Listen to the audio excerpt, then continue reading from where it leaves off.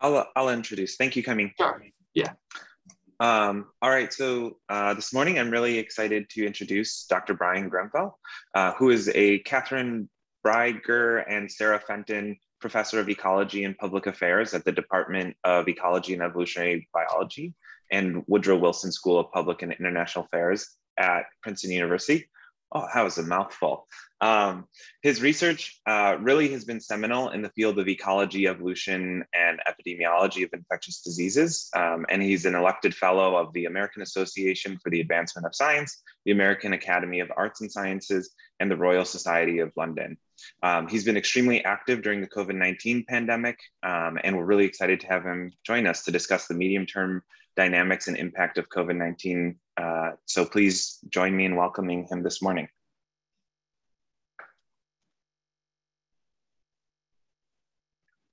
Hi folks, can somebody shout out if they can see, they can hear me and they can see the slides?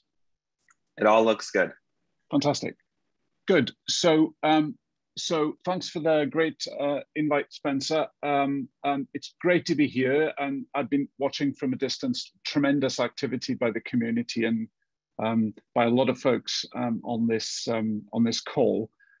So I want to talk just to give a quick talk today about some stuff that we've been interested in terms of the slightly longer term impact of the pandemic, both in terms of its own dynamics and its impact on other things. And this is an area everyone's interested in. And it's great to talk to an audience that's so expert and is kind of steeped in this kind of stuff. And this has been based on a lot of work we've done on endemic infections. There's a ton of collaborators and some kind funders over the years. So like all of you, we obviously have turned a lot of attention onto the pandemic since its inception. And we here is my great colleagues at Princeton, Jess Metcalf and Simon Levin, and our research groups, and then many collaborators, and I'll touch on that. And like many of you, we've moved from quite applied things about measuring burden and so on to much broader brush analyses on a larger scale, and in particular trying to look at sort of strategic patterns, try to use simple models. I'm if I can get away with it, a simple models person, to look at, for example, Rachel Baker's work on the fact that you would not perhaps see seasonal patterns in COVID early on, because there were so many susceptibles early on in the pandemic and so on. MPIs are obviously important there, and uncertainties in immunity, which we just heard about in that great review of recent papers. A particular thing that we were pushing hard before the pandemic, and I want to return to this at the end, is the importance of serosurveillance, and really data collection is I think what the future of the field is about, and I'm sure a lot of people will agree with that. There are a ton of complexities in COVID-19. It's been an incredibly surprising virus, not least in its evolutionary rate.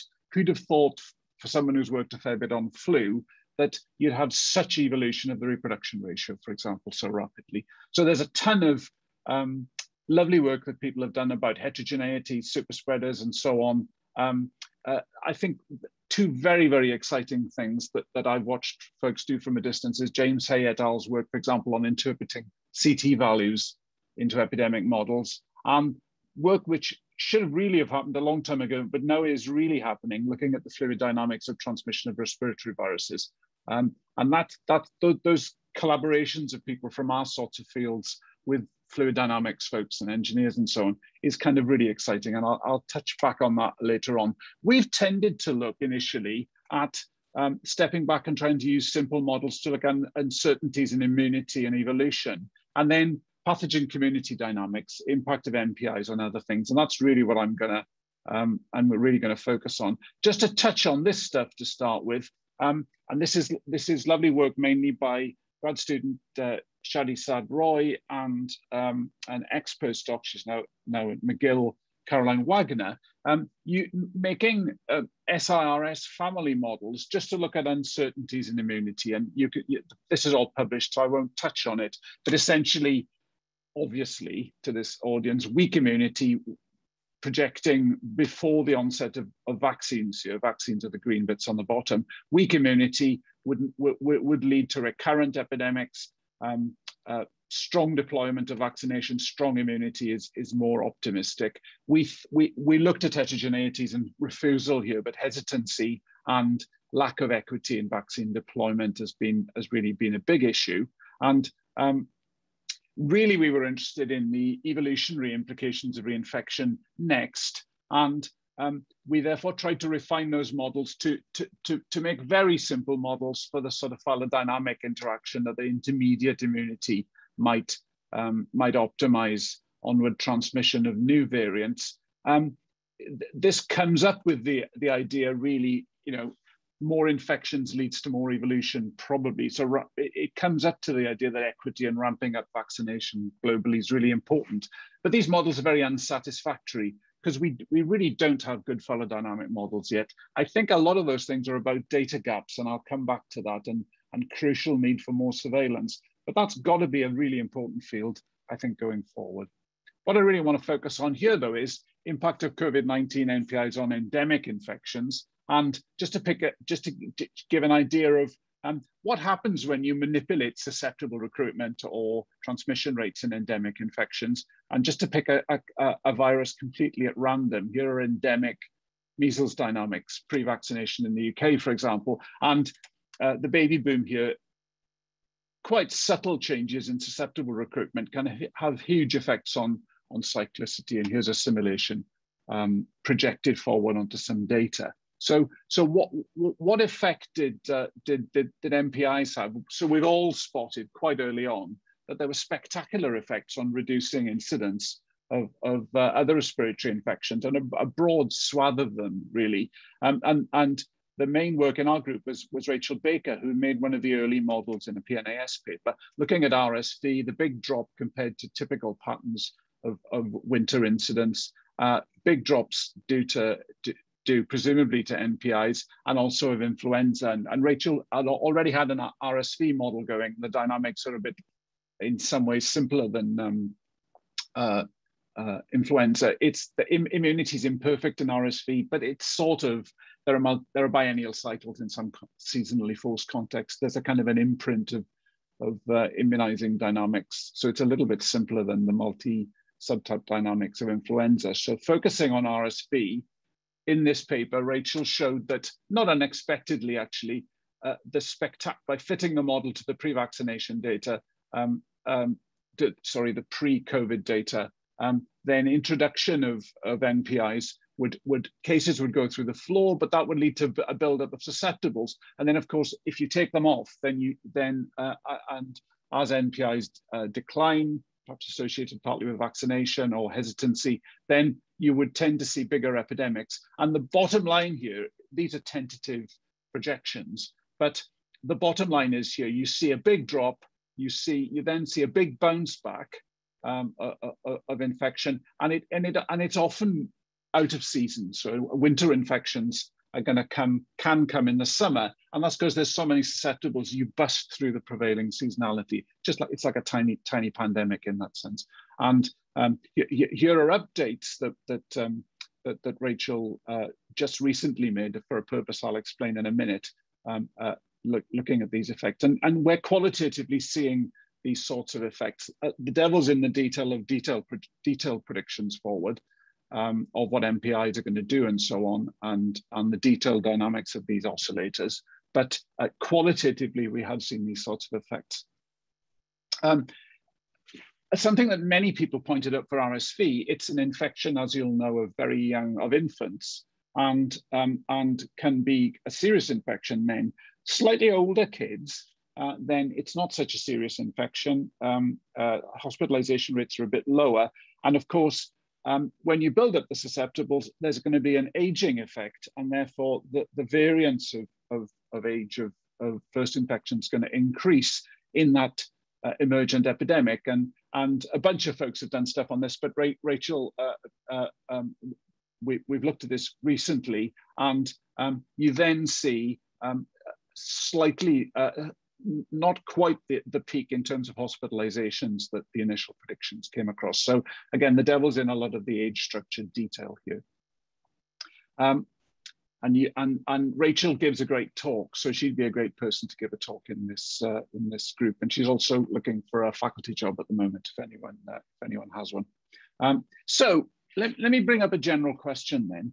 And a lot of folks who do lovely work on respiratory viruses and the mechanisms of transmission point out, it's a common sense point, if NPIs, particularly let's say mask wearing, are so effective at blocking transmission of respiratory pathogens, should then mask wearing be the norm? Would that, or at least would that be a very sensible thing for people to do? So what's mask wearing? What's increasing the NPI going to do? So taking Rachel's model, and Rachel and Shadi Sadroy and I were discussing this, and we're interested in what we'd see. So Rachel took her model, and again, the shading here of the NPIs, allowed a big epidemic, and there's a buildup of susceptibles associated with that, but then just cranked back on NPIs long term, just to simulate mask wearing as an effect on RSV. And there's a big, lovely old coinage by Angela McLean of kind of a honeymoon effect here, and then you see the attractor coming back as a winter infection. But these epidemics don't look very different from those epidemics. So what's going on here? The first thing that you observe is there's a big buildup of susceptibles. And that makes sense because, again, you build the susceptibles up, but if R naught's lower, and I'll illustrate this on the board in a minute, then there's a susceptible buildup. So maybe that susceptible buildup is balancing the reduction in the transmission parameter here, and maybe that's what's going on. So I'm going to return. Oh, let me actually show this next slide just to motivate it. Hang on a second. So to summarize that, long-term endemic dynamics of RSV, and at least in terms of average incidence, were not as effective as we expected. And note that the susceptibles settled to a higher level. So let's just quickly explore why that might be, just using very simple models, and the more complex models bear this out. So I hope folks can see the blackboard. So let's just take the very simplest model, no vaccination, no fasting, the simple SIR model. And these arguments actually work also for our SIRS models, and Rachel and Shadi are looking at that in detail. But if we just calculate the equilibria, just as kind of an average incidence measure, long-term of the SIR model, you're super familiar with this, of course. S star, the equilibrium, is 1 over R naught, and I star is this simple formula, again involving R naught. So what happens is that if we start off with a high R naught, and the mean age of primary infection is very low for RSV, it's complicated by some loss of immunity, but it's a pretty high R naught infection. Then you see, this is, I'm a bad drawer on the board. This is supposed to be a slow increase. If we crank down the R naught effectively, then you don't have much effect on average incidence. Now, I hasten to add, you might well have an effect on dynamics, on cyclicity here, because there's more sluggish movement around the attractor, and that's something Shadi's looking at in more detail now. But you don't have a strong effect, and that's because here are the susceptibles. The susceptibles are building up, and therefore, obviously, R naught times the proportion susceptible is the effective reproduction ratio. So that's kind of preserved the effective reproduction ratio. So you don't see a strong effect. So for big R naught, you might not have a huge effect of continued mask wearing. For low R naught infections, and obviously the classic here is influenza, then if you can drop transmission rates, then the system suddenly collapses as it gets near the critical point of R naught equals 1. So for high R naught infections, less of an effect than we expected, certainly. For low R naught infections, a stronger effect. So let me jump back to the slides.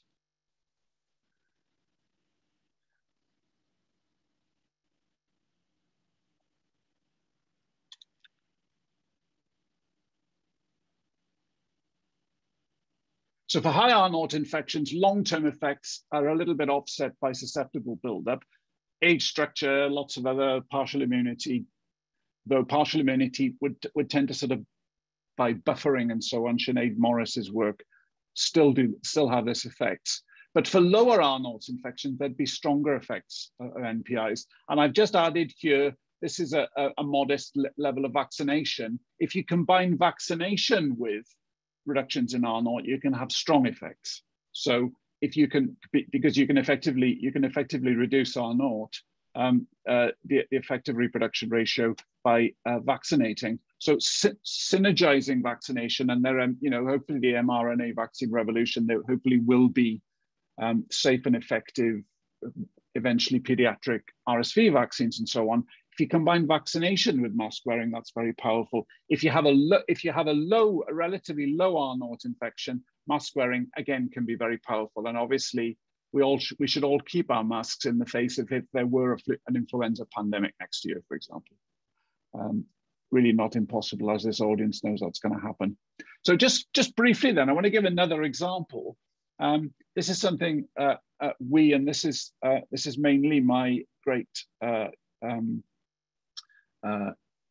grad student Daniel Park, and then previously Saki Takahashi, who was a grad student of Jess Metcalf and mine, working on enteroviruses, so non-polio enteroviruses, relatives of polio. And you may have heard of EVD68, EVA 71 is the other famous pathogenic one. So it's a mild, probably universal childhood infection, but it's associated with a very rare but devastating polio-like paralysis, acute flaccid myelitis. And there's a CDC working task force was looking at AFM before the pandemic.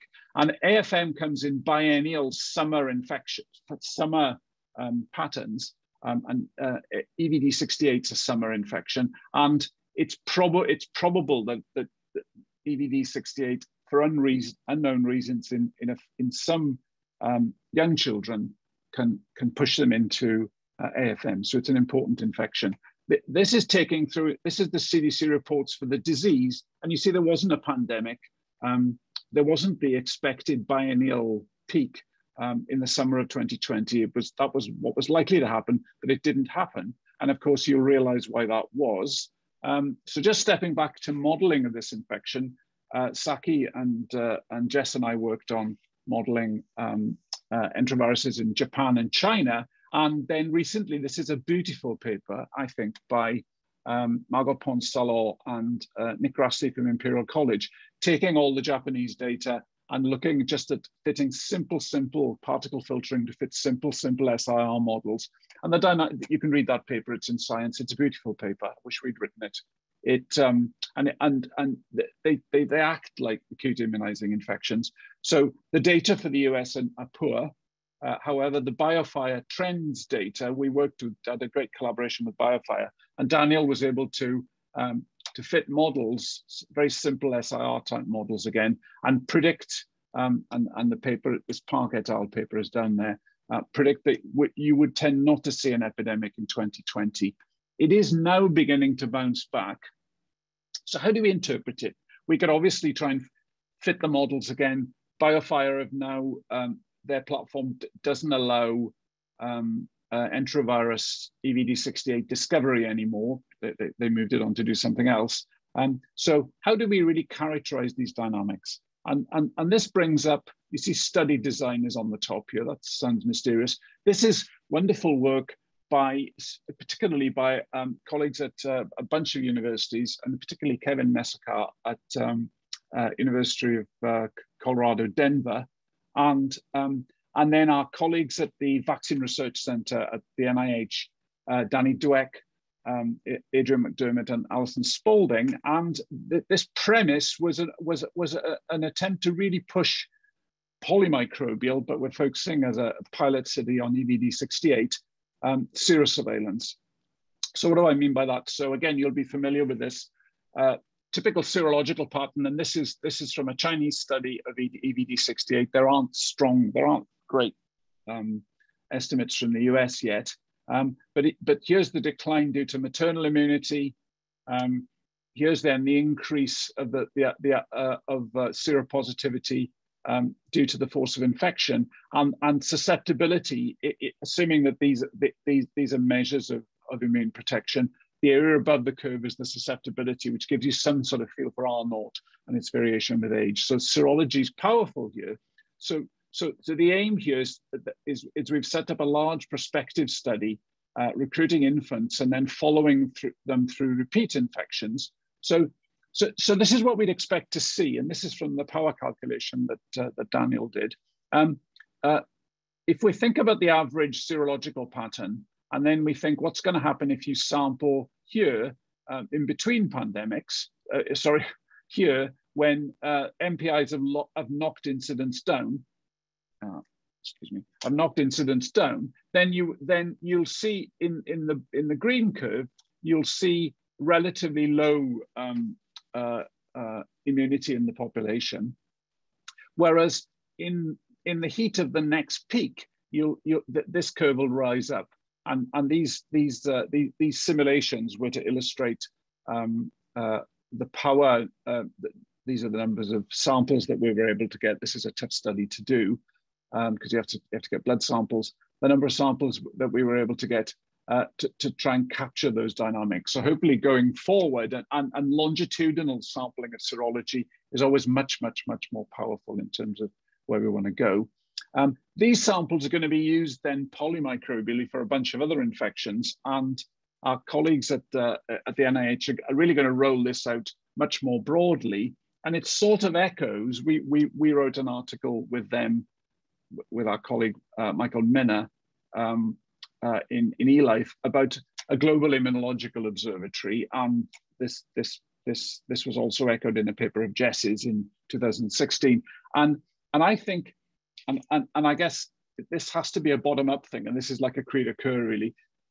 More systematic immune surveillance has got to be a powerful thing to do. So why is that? Again, you folks know this. It essentially, susceptibility and immunity, really what we measure is pathogen discovery a lot of the time, or clinical cases. We don't have direct estimates of susceptibility and immunity. Now, for an infection, which is crazily in some ways simple, like measles, in the absence of behavioral changes anyway, you can back out the susceptibility, but that's having to do n year ahead predictions. If we had, for everywhere, let's be optimistic, estimates of serosurveillance and T-cell immunity and so on for a lot of infections, and Michael and colleagues work on VSCAN approaches are kind of exciting here. More work to be done on that. We'd be in a much more powerful place. This wouldn't be inexpensive to do, but whenever we're doing hopefully improved pathogen surveillance, I think serosurveillance is just a very powerful thing, particularly serosurveillance along with pathogen and surveillance and sequencing is going to make those phylogenetic models much more feasible, I think. Okay, so that was just a quick summary of what we're doing. We're interested in a bunch of other things. And it's been great to give this talk. So I'm going to end show there. And I'm going to stop sharing the screen.